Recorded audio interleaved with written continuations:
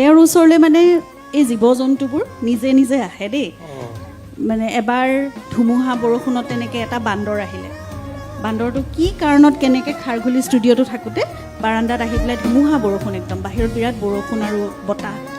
বান্দৰটো আহিছে অলপ ইনজিঅ'ৰ্ড আঘাতপ্ৰাপ্ত হৈ তাৰপিছত বান্দৰ পোৱালি এটা তাক বুটলি আনিলে আনি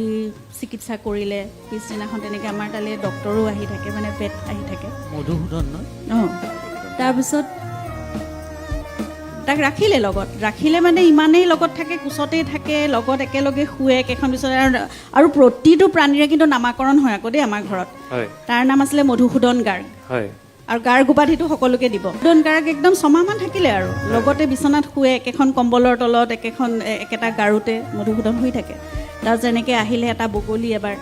বগলীটো মানে একদম এনেই কান্ধতে বহি থাকে ওপৰলৈ চাই কিবা ভাবি থাকে নহয় সেইকাৰণে তাৰ নাম দিলে